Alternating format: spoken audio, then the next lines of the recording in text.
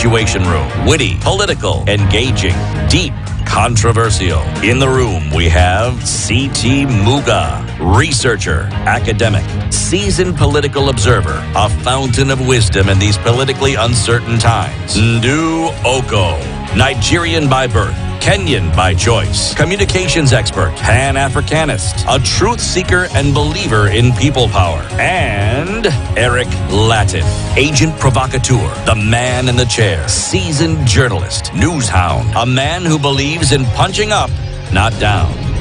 This is the Situation Room. The only way to start your day. 13 minutes after 8, our conversations continue this morning. Thank you very much for keeping it locked. Thank you for staying tuned to Kenya's biggest conversation. Have you downloaded, what have we been talking about? Tala. Have you downloaded Tala? If you haven't, then just, you just don't know. You do not know. Because at some point, you will need some money, and at that point, you will not have the companion that you should be having with you in your pocket. This is a companion that course allows you to take mkopo haraka haraka, and you can pay easily. Very easy to download, very easy to register, very easy to borrow, very easy and quick to receive money, and also very easy to repay. This is what Tala is all about, right? These are the conversations that we've been having all along. Now, our next conversation is going to be about medical research, and we've been having these conversations with the Kemri Wellcome Trust. Today, ours is going to be a bit different and big, okay? It's what we were talking about earlier, and we're asking ourselves, what is this all about? So, extreme weather risk insurance system, and it's medical research. All right. It's called New Risk, the novel Extreme Weather Risk Insurance System for Kenya. Well, to tell us more about this, we're joined by Dr. Moses Chapakiti from Kemri Wellcome Trust. He's a researcher, and Sharon Nyango, who's also a research officer at the Kemri Wellcome Trust. Dr. Ari and Sharon, good morning. Good morning. Welcome to the hot seats of the Situation Room. Karibuni sana, how are you feeling? You well? Great. Sharon, you comfortable? Yes. Very Thank good. you for having us. Yeah. Chapakiti. Yes. Ujambo. Sijambo sijui. We were just talking to you. Now, Kemri Wellcome Trust is one of the constituents of Kilifi County. And today is Kilifi Conversations. All right? Awesome. Karibu sana. Asante sana. The first thing that you are going to do is, of course, hear the day's proverb from CT. Give us your translation of it, and then your interpretation of it. CT, where are we? We are in the Republic of Kenya. Yes. You both know where the country is, isn't it?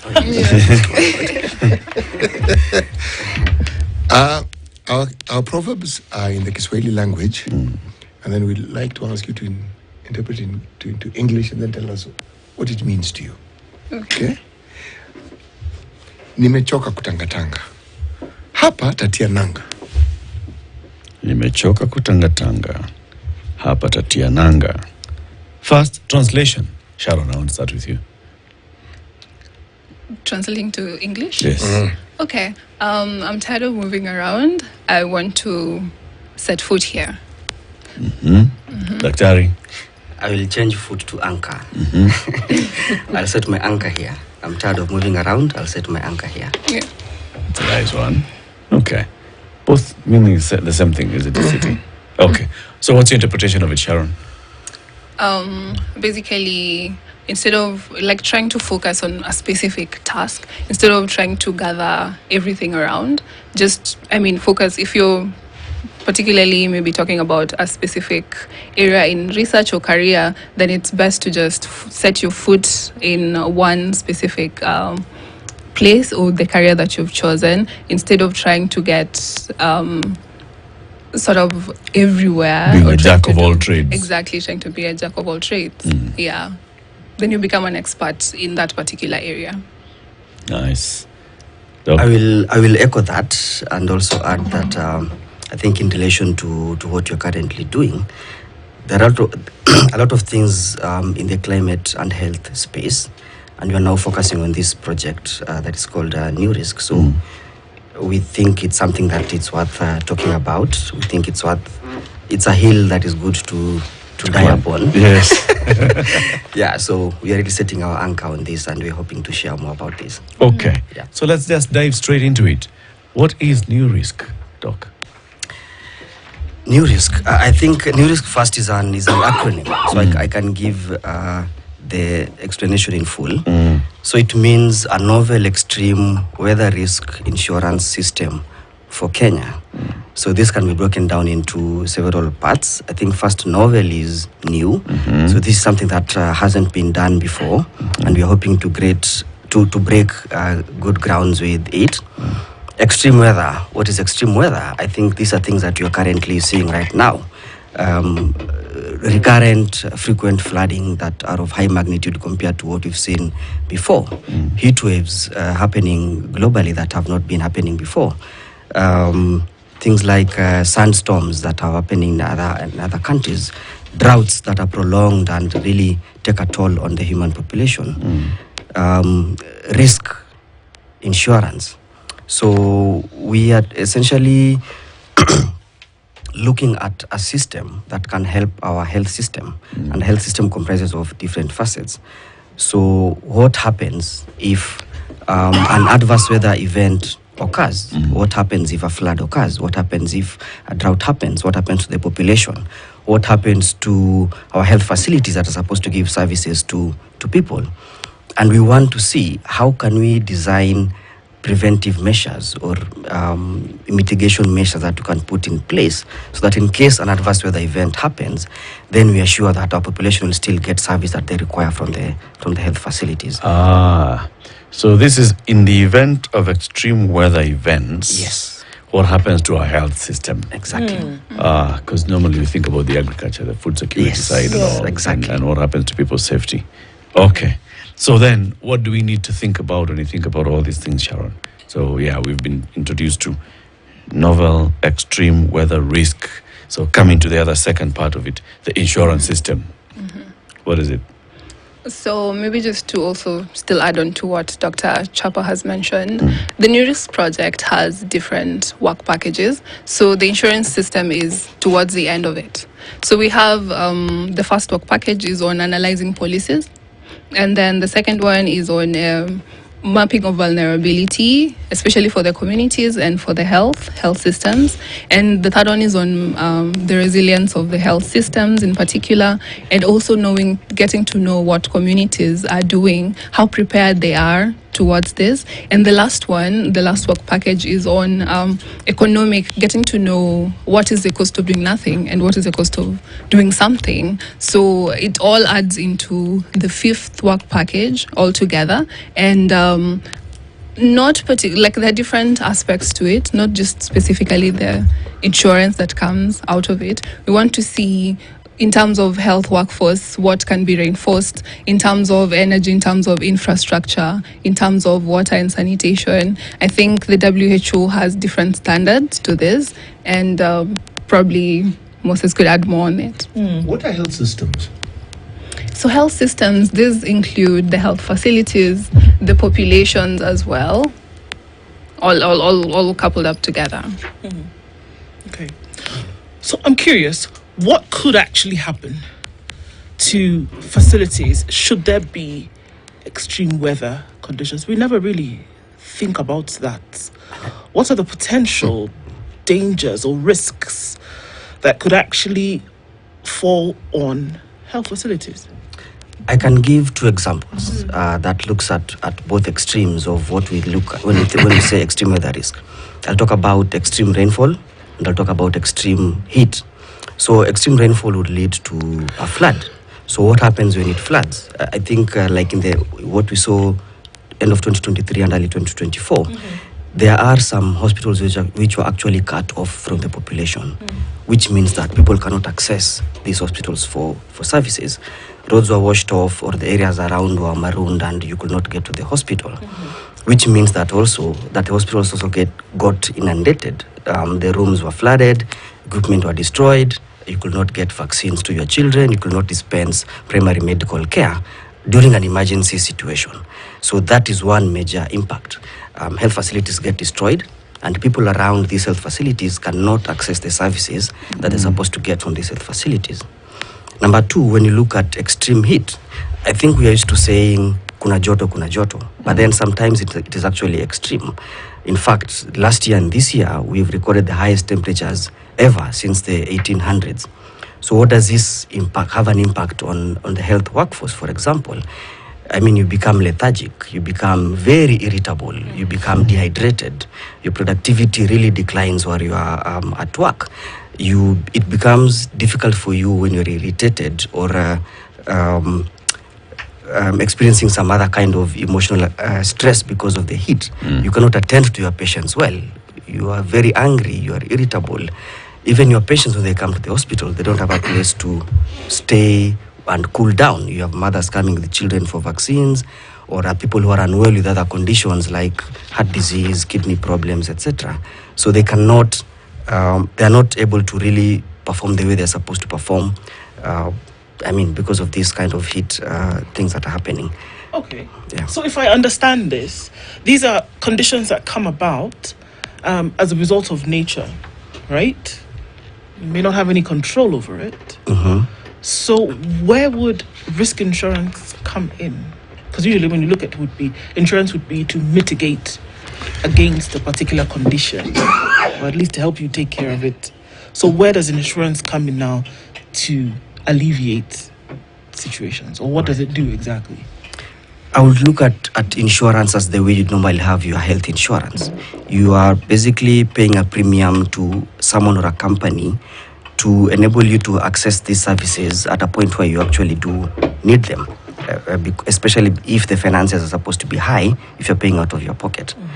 In agriculture, as has been mentioned, you have farmers insuring their animals or their crops in case drought or flooding occurs and they cannot get pasture or they die. So you have these insurance companies paying off the farmers for the loss that they actually do incur. So in this health, what we envision is having a system whereby you can potentially pay premiums to a company. Then in case your hospital gets flooded, for example, you don't have to wait for the government to come and give you money to repair this facility. Then you have the insurance company working very fast, giving you the money to actually pay contractors or any other person who would repair the facility and replace equipment almost in real time.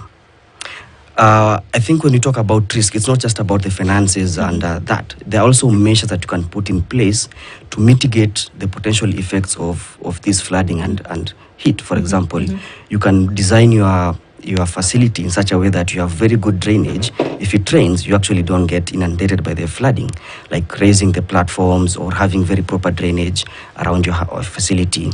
If you're working in very hot places, such as Turkana or in the Northeastern, you ensure that you have proper ventilation. You ensure that you have water systems for these health workers. They can drink water as they are working so that they can stay hydrated. So these are preconditioned mechanisms. Exactly. Okay. Yes. Okay. You talk about new risks. What were the old risks? I think the risks have always been there. They are getting worse. It's the extremity of the risks that make them new. Actually, We've had bad weather, but the bad weather we're having now is like nothing we've ever had before. yes, So it's the extremity.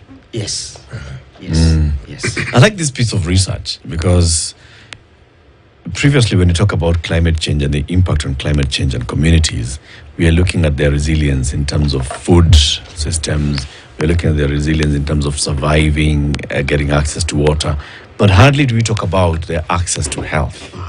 And this is one that now is looking at what actually happens when you have these extreme weather systems and the impact that they have on the people's access to health, which is like a basic, right? Yes. And yet nobody appears to have thought about it before you and your team, Dr. decided, let's actually conduct some research into this and see exactly what happens. And they're touching on is you're looking at the economic well-being of the individuals who are affected, because your economic well-being or the lack of it thereof also has a very direct impact on your health outcomes. So this particular study seems to have given it a 360. But there's something that I like in all this: vulnerability. The thing that makes you most at risk. How do you measure this? Well, there are different methodologies for measuring this presently. I know. See, you don't measure the ruler. That much I know. Yeah, so it could be in terms of their social aspects, it could be their livelihoods, it could be socioeconomic impacts. So there are different aspects to measuring vulnerability. So depending on the particular aspect of vulnerability that you're looking for. So currently we're doing a scoping review. A scoping review basically is checking to see what is happening in Africa, what types of methodologies have been used, what can we borrow that can be adapted to our local context. When we talk of vulnerability that is brought about by, say, for instance, the extreme weather, extreme climatic changes, the first port of call is look to the government. And we're saying, no, you don't necessarily have to look to the government. There are people who can actually assist. How would this insurance work? Because, yes, the nature and the manner in which the insurance industry works is understood to some degree, at least I understand to some degree. How will this one work? Because this particular one, if it is insurance, then it puts the insurance company at risk. You are right. I think at the moment we will talk about it as our hypothesis, because we are yet to get to the point where you can say this is the kind of intervention that you can put in place as an insurance system. So we have ideas of what we think can actually work, but as part of these work packages, we intend to listen to the community and ask them, I mean, do you consider yourself vulnerable, first of all? Because when you talk about vulnerability, in the natural sense, someone living in Muthaiga may be less vulnerable compared to someone living in a slum, for example. Madari, which is next door to Muthaiga. So the vulnerabilities are different. But if you are talking to someone who is in Northeastern who has 20 cows compared to someone in Nairobi who is probably driving a car, etc., again, your vulnerabilities are different. But then if you don't understand how this individual actually perceives if they're vulnerable or not, I mean, 20 cows, I'm rich with my camels and everything. And here you're also considering yourself rich. But if we look at our vulnerability analysis and we compute our metrics, and we look at it and we say, because of your social economic status, because you don't have roads, because you're living in a mud house, you're actually poor and vulnerable, then that is not entirely correct. So first of all is to understand how does this vulnerability actually pan out in the entire country for different people. Do we also understand how it is that these communities have mitigated against risks that have existed before? Because we're talking about new risks. Yes. Because the risks have been there. Do we understand, or have we taken the time to understand how it is they went about mitigating against the risks that they faced? Yes, and that will have been my second point. After talking about the vulnerabilities, then is about now understanding the indigenous knowledge. How have these communities actually, first of all, do they even know what climate change is? You know, as scientists, when you talk about a 1 degree change in temperature, for us it's very, very clear what impact it has. But if you tell someone today was 28, tomorrow is 29, you know, they really don't feel it. Yeah. But then it has a lot of other implications in the entire ecosystem, you know. So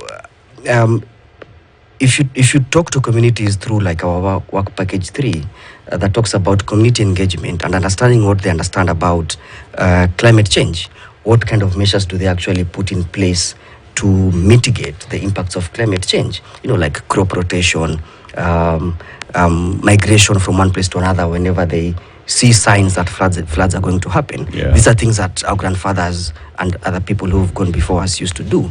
So we don't know all of this. We still want to find out what did they used to do. What it means. Yes, exactly. And then it will also potentially guide us to know, if you're talking about now our health system, how can we look at these vulnerable populations?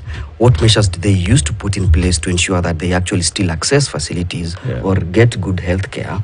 Then we can potentially incorporate that into the economic modeling and the policies that we may want to put in, to suggest to the government to put in place as mitigation matters. Yeah. Interesting. So when we come back out of this break, you'll tell us the timelines for this research. Okay. At what stage you're in the research right now, your next stages, and when we expect to get results out of it, right? Okay. All right. And this is brilliant piece of work that's being conducted by a group of researchers from the Kemri Wellcome Trust and working in collaboration with other researchers from Oxford University in the UK, right? Yes. Moses Kitty is one of them. He's here with us. Sharon Onyango is another. She's also here with us.